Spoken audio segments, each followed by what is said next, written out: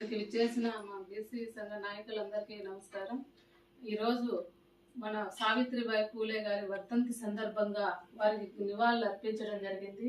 ఆ మహనీయురాలని ఈరోజు స్మరించుకుంటూ, ఎందుకంటే మహిళల అభ్యున్నతి కోసం, మహిళా విద్య కోసం ఆమె చాలా కృషి చేశారు. ఈరోజు ఇంతమంది మహిళలు అన్ని రంగాల్లో రాణిస్తున్నారు, విజయాలు సాధిస్తున్నారు అంటే ఆ మహనీయురాలు స్ఫూర్తి. ఈరోజు ఆమె చేసిన కృషి వల్లే ఈరోజు మహిళలందరూ కూడా చదువుకోగలుగుతున్నారు, అన్ని రంగాల్లో విజయాలు సాధిస్తున్నారు. కాబట్టి ఆ మహనీయురాలను ఈరోజు స్మరించుకొని వారికి ఈరోజు నివాళులు అర్పించడం జరిగింది. మా మదనపల్లి నియోజకవర్గంలో సావిత్రిబాయి పూలే విగ్రహం లేనందువల్ల మేము ఈరోజు ఇంట్లోనే ఆవిడ వర్ధంతిని జరుపుకోవాల్సి వచ్చింది. కాబట్టి కృష్ణయ్య గారికి ఒకటే వినవించుకుంటున్నాము. మా మదనపల్లి నియోజకవర్గంలో సావిత్రిబాయి పూలే గారి విగ్రహాన్ని ఆవిష్కరించడానికి మీ రాజ్యసభ నిధుల నుంచి కేటాయించి మాకు మదనపల్లి నియోజకవర్గంలో సావిత్రిబాయి పూలే గారి విగ్రహాన్ని ఆవిష్కరించాలని చేతులు జోడించి వారికి విన్నవించుకుంటూ ఉన్నాము.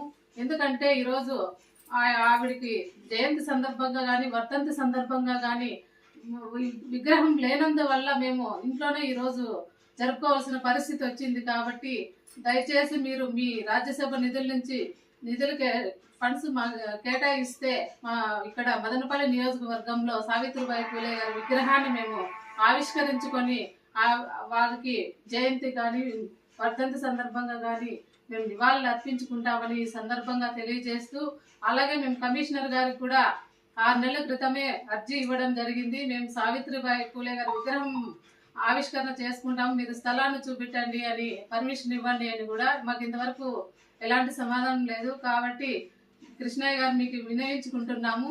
మాకు మదనపల్లి నియోజకవర్గంలో విగ్రహ ఆవిష్కరణ చేయడానికి మీరు ఈ ఫండ్స్ను కేటాయించి మాకు విగ్రహాన్ని ఇవ్వాల్సిందిగా కోరుకుంటూ వారికి విన్నవించుకుంటూ ఉన్నాము.